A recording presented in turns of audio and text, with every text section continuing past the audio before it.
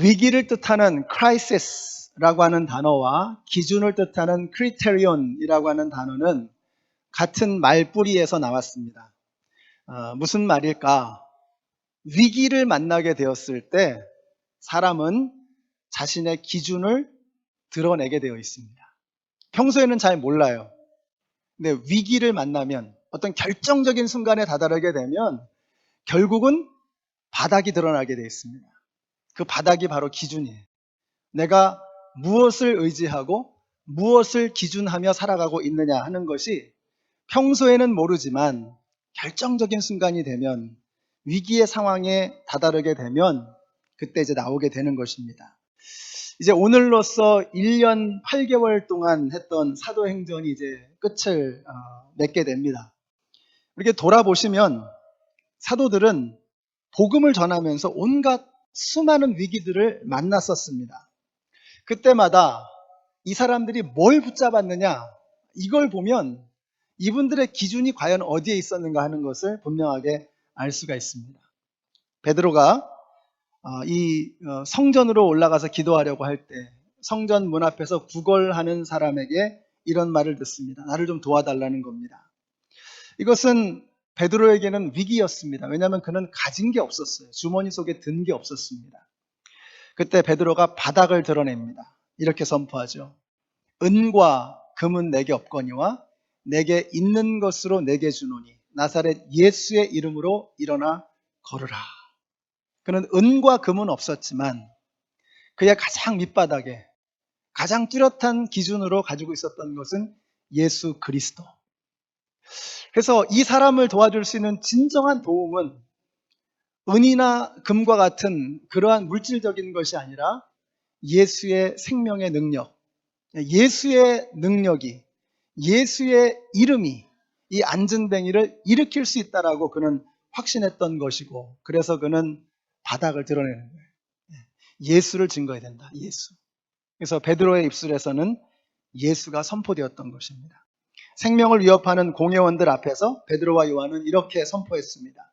다른 이로서는 구원을 얻을 수 없나니 천하 인간의 구원을 얻을 만한 다른 이름을 우리에게 주신 일이 없다. 여러분, 우리는 다 죽습니다. 얼마 남지 않았습니다. 불언 장래에 우리는 주님의 부르심을 받게 될 것입니다. 해가 뜰 때가 있으면 해가 질 때가 있는 것처럼 흙에서 온 우리는 흙으로 돌아갈 때가 반드시 있습니다.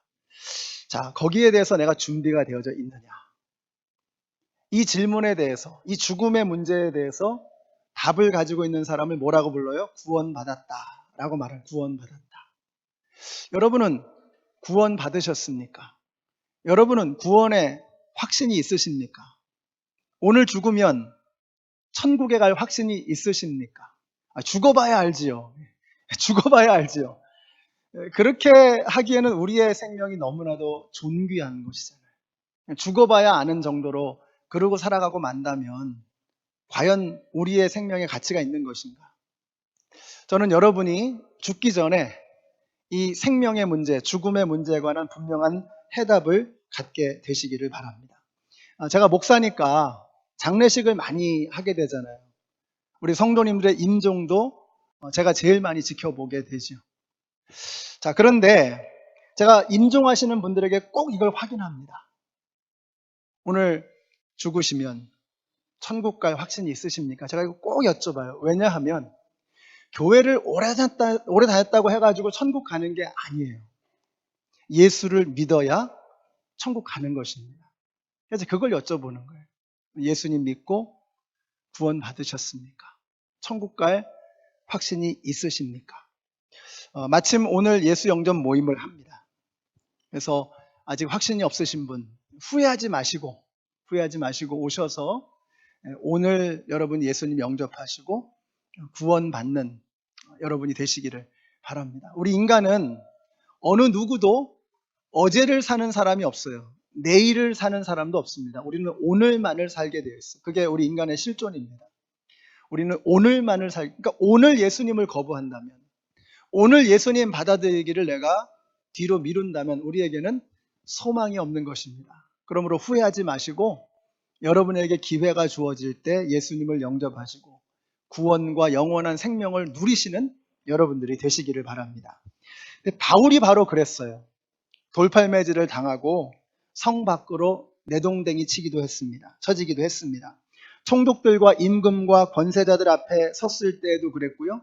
풍랑 속을 헤매면서 배가 부서져 침몰할 때에도 바울은 그랬습니다. 바울은 그 모든 위기의 순간순간 고비고비마다 그는 예수 그리스도를 붙잡았습니다. 사람은 크라이시스, 위기에 처하게 될 때 크리테리온, 그 삶의 기준이 뭔지, 근저에 뭐가, 바닥이 뭔지 이게 드러나게 되어 있는 것입니다. 여러분, 그래서 우리가 정말 중요한 게 제가 볼 땐 말이 아닌 것 같아요. 말은 이게 언제든지 뒤집히더라고요. 그냥 초계와 같이 바람처럼 먼지처럼 날아가 버리는 게 말이더라고요. 그러니까 말을 보고 그 사람을 알 수 있는 게 아니에요. 가만 보니까 그 사람이 어디로 넘어지느냐, 어느 쪽으로 쏠리느냐, 이걸 보면 그 사람의 진짜 기준이 뭔가를 알 수가 있는 것입니다. 그러므로 위기라고 하는 것은 내가 예수를 그리스도로 고백하며 하나님의 백성임을 선포할 수 있는 기회이기도 합니다. 위기를 만나게 됐을 때, 절체절명의 순간을 맞닥뜨리게 됐을 때, 그때 내가 어떻게 행동하는지, 뭘 선택하는지 그걸 보면 그 사람의 바닥이 나오는 거예요. 저는 여러분의 그 인생의 가장 근저에, 가장 뿌리에 예수 그리스도가 있게 되시기를 바라요. 그러므로 위기를 만나게 되면 여러분 오히려 그것은 내 믿음의 기준이 무엇이며 내 가장 인생의 밑바닥에 무엇이 있는가를 선포할 수 있는 기회라고 하는 것입니다. 이제 바울은 풍랑을 헤치고 드디어 마침내 로마에 도달하게 됩니다. 정말 감격스러웠을 것 같아요. 로마에 도착해서 그 감격에 겨운 사도 바울이 로마에 도착해서 가장 먼저 한 일이 뭘까? 저는 이게 굉장히 궁금한 거예요. 이런 게 궁금한 거예요. 야, 이 사람이 그렇게 꿈에도 그리던 로마에 도착해서 가장 먼저 한 일이 뭐냐? 17절에 나옵니다. 17절에 뭐라고 돼 있어요? 사흘 뒤에 바울은 그곳 유대인 지도자들을 불러 모았다. 그 사흘 동안에 사도 바울은 로마 정부와 해결해야 될 모든 행정 처리들을 다 마치게 되었을 것입니다. 그 모든 자질구레한 일들을 다 마치고 나서 이제 사도 바울이 했던 첫 번째 일이 뭐냐? 유대인들을 불러 모으는 것이었어요. 왜요? 이유는 하나입니다. 그들에게 복음을 증거하기 위함이었습니다. 그는 복음을 증거하기 위해서 로마에 가서 다른 어떤 것을 하기도 전에 그 영혼들을 불러 모으는 거예요. 여러분, 미국에서 이렇게 엄청난 건물과 대단한 것들을 보고 그렇게 살던 우리도 로마에 가면요, 뭐 트라피스 광장이니 뭐 콜로세움이니 어마어마합니다. 근데 2000년 전에 상상해 보세요. 2000년 전에 그런 콜로세움이나 이런 엄청난 건축물들을 보면서 사람들이 얼마나 눈이 휘둥그레졌을까. 사도 바울은 그런 데는 전혀 관심이 없는 거예요.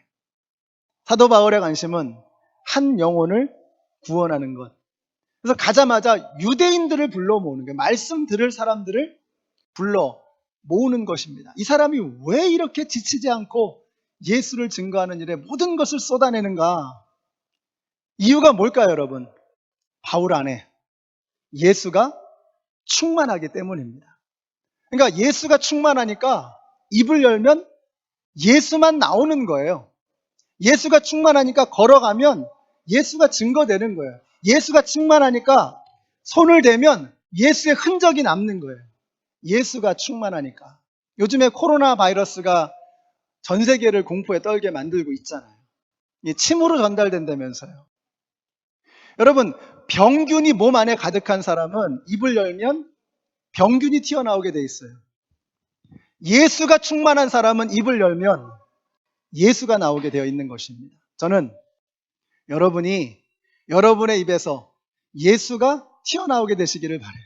여러분 안에 예수가 충만하면, 여러분 안에 예수님의 생명의 기운이 가득하면 입을 열 때마다 사람을 살리고 사람을 격려하고 사람을 위로하는 생명의 말이 나오게 될 줄로 믿습니다. 사람을 품어주고 허물을 덮어주는 품격 있는 말들이 나오게 될 줄로 믿습니다. 근데 우리가 왜 우리의 입술에서 다른 사람들을 아프게 하는 상처 주는 말들이 튀어나오고 부정적인 말들, 네거티브한 말들, 누구를 비방하고 비난하는 이런 말들이 왜 튀어나올까요? 우리 안에 병이 들어서 그래요. 병이 들어서. 우리 안에 병이 들어있으니까 이게 튀어나오는 말이 사람을 살리는 말이 아니라 사람을 오히려 힘들게 하고 죽이는 말이 나오는 거예요.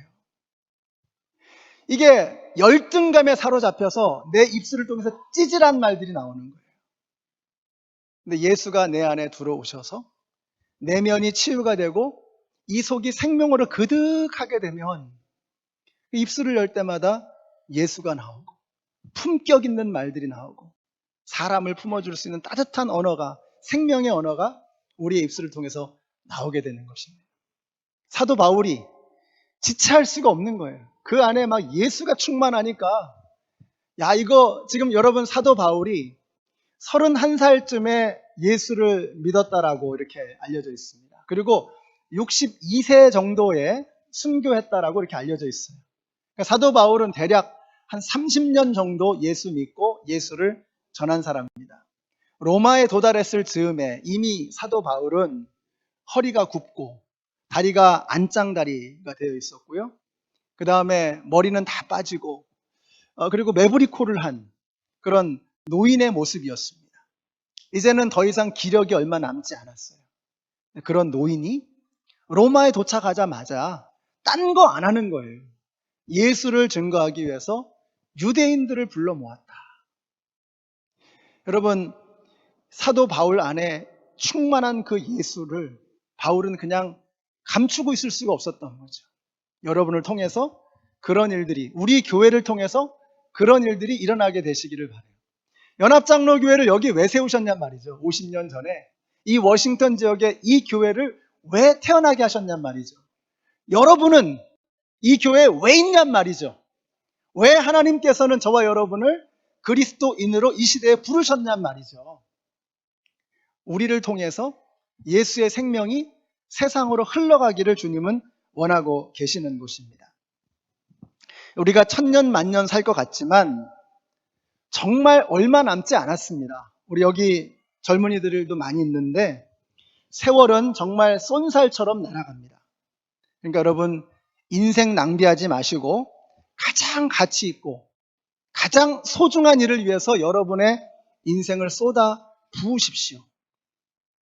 무가치한 것, 비본질적인 것, 중요하지도 않은 그런 자질구레한 거 가지고 여러분 씨름하거나 인생 낭비하지 마시고 사도 바울이 그렇게 했던 것처럼 마지막 남은 인생의 한 방울까지도 복음을 전하기 위해서 자신이 확신하는 그 예수 그리스도의 생명을 전하기 위해서 그 구부정한 몸으로, 그 연약한 몸으로 예수를 전하는 이 바울의 모습을 닮아가시는 저와 여러분이 되시기를 바랍니다. 저는 정말 상상이 안 돼요. 사도 바울이 로마에 가가지고 야, 내가 얼마나 고생했는 줄 알아? 내가 얼마나 상처를 많이 입었는 줄 알아? 내가 얼마나 많이 모함당했는 줄 알아? 내가 인생을 얼마나 비참하고 힘들게 살았는지 알아?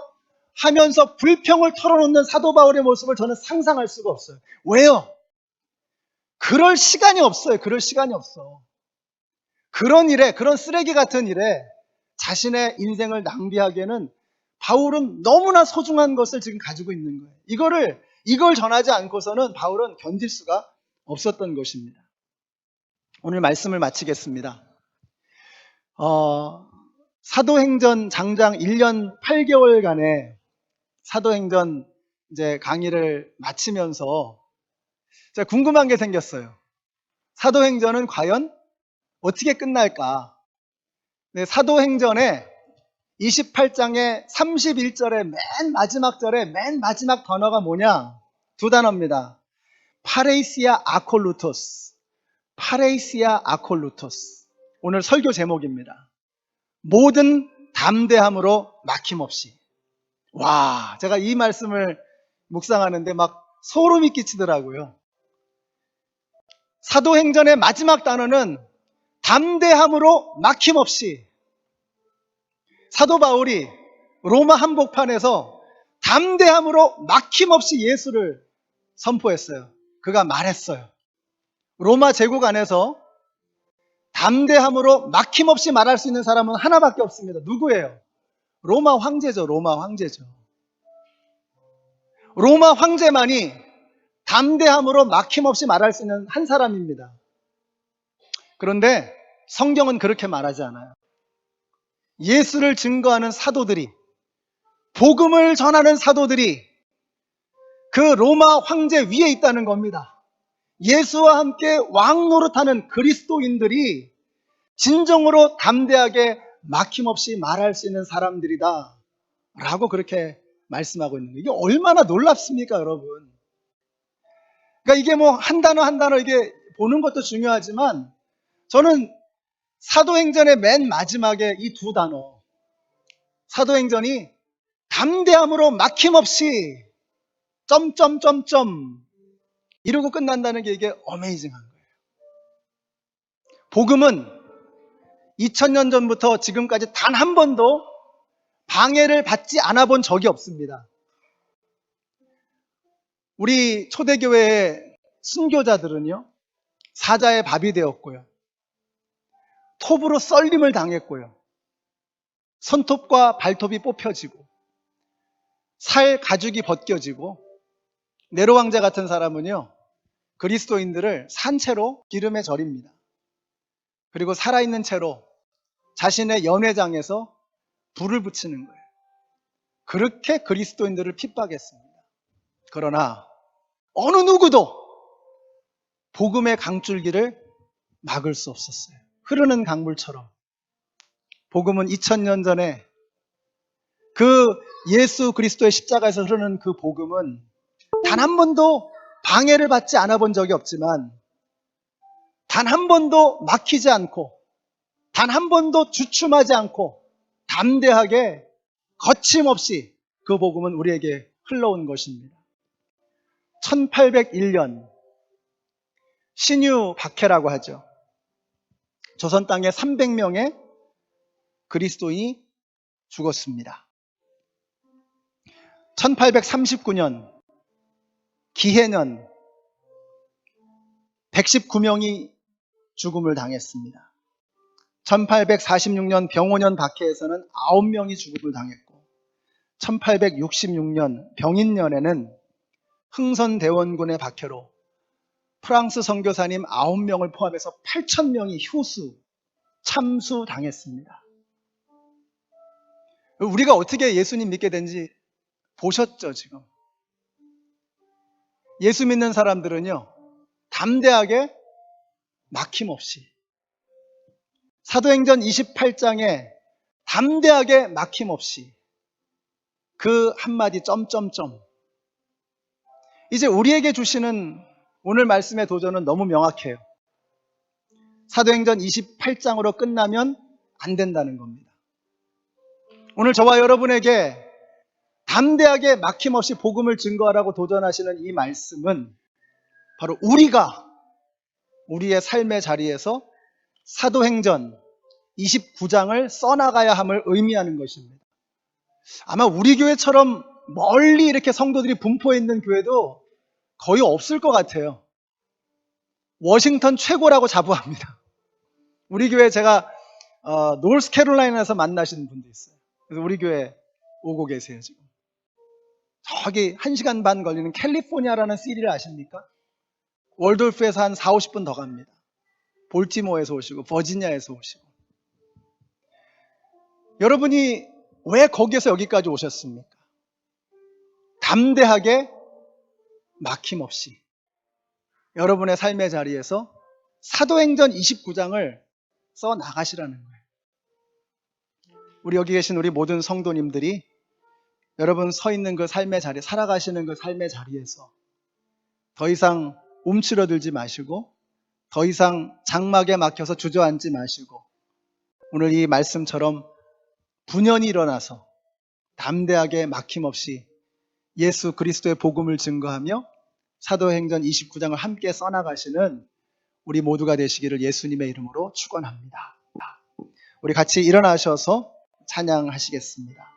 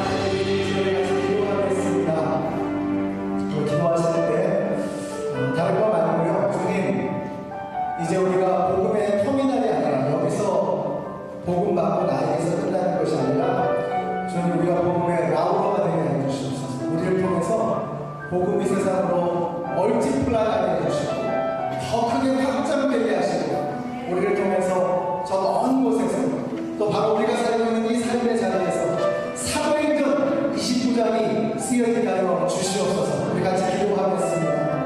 사랑하는 하나님, 우리 주님의 은혜가 우리 사도행전을 통해서 우리가 가운데 흘러들어오게 하시니 너무나 감사합니다. 사도행전의 말씀이 막힘없이 담대하게 나아가는 이 두 단어 끝났습니다. 주님 그 말씀은 이제 우리를 통해서 하나님께서 이 땅 가운데 이루시고자 하는 하나님의 뜻이 이대로 줄로 믿습니다. 우리가 바로 옆에 있는 형제를 사랑하지 못하고 바로 옆에 있는 이웃을 돌보지 못하고 서로 비방하며 미워하며 하나가 되지 못한다면 우리 하나님께서 우리를 사용하기 어려우신 것입니다. 이제 주님, 우리가 연합장로교회가 먼저 주님 안에서 하나가 되게 하여 주시옵소서. 서로 사랑하게 하여 주시옵소서. 서로 굶어지게 하여 주시옵소서. 우리 안에 생명의 기운이 가득하게 하여 주시옵소서. 우리가 서로 다른 면을 받을 수 있지만 그러나 그것보다 더 크신 예수님의 사랑으로 하나가 되어 있을 줄로 믿습니다. 하나님, 우리 교회를 세우신 그 목적을 잊지 않게 하여 주시옵소서. 이 땅 가운데 복음의 전파자로 십자가의 전달자로 우리를 사용하기를 원하시고 그 하나님의 뜻을 이루어가는 우리 연합장로교회가 되게 하여 주시기를 간절히 원합니다. 복음은 단 한 번도 방해받지 않은 적이 없음을 저희가 들었습니다. 이제 우리가 예수를 증거하는 복음을 전할 때도 우리가 공자를 위해서 끊임없이 방해받을 때에 우리가 굴하지 않게 하여 주시고 남자를 해주시고 움츠러들지 않게 하여 주시고 오직 예수님의 복음을 감사하게 증거하는 우리 모두가 될 수 있도록 주여 역사하여 주시기를 간절히 원합니다. 사도행전의 기적이 우리의 삶에서 일어나게 하여 주시옵소서. 병든 자가 일어나고 누른 자가 눈뜨고 죽은 자가 살아나며 마음의 상처 입은 자가 회복되어지고 치유되는 역사가 이 곳에서 일어나게 하여 주시기를 간절히 원합니다. 좋지 않은 우리 가운데 목숨을 주시옵소서. 우리 교회를 사랑으로 삼아주시옵소서. 이 어려운 시대에 이 아버지 이 완악한 시대에 우리의 자녀들을 보호해 주시고 지켜주시기를 원합니다. 여전히 예수님을 알지 못하고 거부하는 그 많은 사람들에게 복음이 생명되는 은혜가 임하게 하여 주시기를 원합니다. 물이 바다를 덮은 것 같이 여호와의 영광이 땅 가운데 충만하고 그날까지 멈추지 않는 기회가 되게 하여 주시옵소서. 하나님의 영광을 전하는 기회가 될 수 있도록 주님 인도하여 주시옵소서. 이 땅에 이 교회를 세우신 그 목적을 잊어버리지 않고 하나님의 마음을 위해서 주님의 뜻을 이루어가기 위해서 온 마음을 다하고 우리 교회가 되게 하여 주시옵소서. 좋으신 은혜 하나님, 주님의 은혜를 감사합니다. 하나님께서 왜 우리를 주님의 자녀로 삼아주셨는지, 나처럼 악하고 죄 많고 모자라고 부족한 이러한 죄인을 왜 주님은 선택하시고 우리를 그리스도인으로 불러주셨는지 도무지 이해할 수 없는 그 하나님의 신비하신 사랑이 오늘 이 시간 우리의 가슴 속에 흘러 들어옵니다. 주님, 우리를 세우신 것은, 우리 교회를 이 땅에 세우신 이유는 우리끼리 여기서 만족하라는 것이 아니라 우리를 통해서 사도행전 29장을 써나가며 우리를 통해서 복음이 땅끝까지 흘러가기를 원하시는 하나님의 뜻이 여기에 담겨 있는 줄로 믿습니다. 먼저 우리 교회가 사랑으로 충만하게 하시고 예수로 충만하게 해주시고 흘러 넘치는 그 사랑과 능력과 은혜가 이 워싱턴 지역을 물이 바다를 덮은 같이 적시게 하시고 이 땅으로 흘러나가는 우리 교회로 사용하여 주시옵소서. 이제는 생명의 근원이 되시는 우리 주 예수 그리스도의 은혜와 하나님 아버지의 크신 사랑과 성령님의 교통하심이 우리를 통해서 사도행전 29장을 써나가며 이 지역에 예수를 알지 못하고 신음하며 죽어가는 그 많은 영혼들을 복음으로 일으켜 세우기를 원하시는 하나님의 뜻을 나의 소원으로 삼기를 소원하는 하나님의 모든 백성들 머리 위에 이제부터